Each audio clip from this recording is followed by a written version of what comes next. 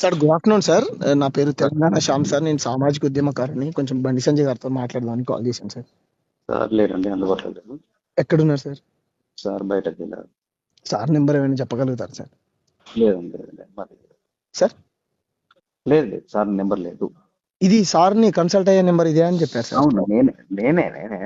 Okay sir. Sir ఇప్పుడు ప్రస్తుతానికి అందుబాటులో లేరు, ఓకే. బయటికి వెళ్ళారు. నేను సార్ కాన్స్టిట్యున్సీ నుంచే మాట్లాడుతున్నాను సార్. కాన్స్టిట్యున్సీ సమస్య గురించే మాట్లాడదామని. పర్లేదు, నేను అందుబాటులో లేరు అని అంటున్నా. మీరు సమస్య ఓకే, ఓకే. ఇప్పుడు ఫోన్ దగ్గర అందుబాటులో లేరు. అచ్చా, సార్ ఓకే. పోనీ సార్ నెంబర్ ఇవ్వండి. గవర్నమెంట్ లీగల్ లేదు. నెంబర్ ఇవ్వండి. సార్తో మాట్లాడాలంటే ఏ నెంబర్ కాల్ చేయాలి? లేదు, సార్ దగ్గర నెంబర్ లేదండి. సార్ ఫోనే లేదా సార్? బండి సంజయ్ సార్కు లేదు.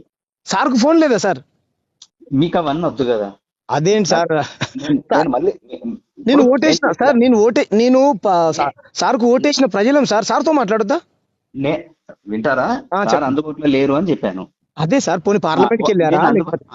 అందుబాటులో వచ్చాక నేను మాట్లాడిస్తాను. మళ్ళీ రేపు మార్నింగ్ చేయండి, ఓకేనా? మార్నింగ్ దాకా ఆ లోపు చచ్చిపోతే సార్ మేము. ఇక మరి నువ్వు ఇట్లా మాట్లాడితే నేనేం చేయలేను. అదిగా సార్, పెద్దవాళ్ళు అట్లా కదండి. ఫోన్ లేకుండా ఎలా ఉంటుంది సార్ సార్ దగ్గర? పోనీ సార్ పార్లమెంట్ కి వెళ్ళారు, లేదంటే ప్రజా సమస్య పైన సార్. మీరు అవన్నీ అడగద్దు సార్. ఇప్పుడు ఫోన్ దగ్గర అందుబాటులో లేరు. అదే సార్. అంటే పోనీ సార్ పర్సనల్ నెంబర్ ఉన్నా గానీ నేను ఇవ్వను. ఓకే, ఇవ్వకూడదు. అది రూల్స్. మీ డ్యూటీ మీరు చేస్తారా? ఎగ్జామ్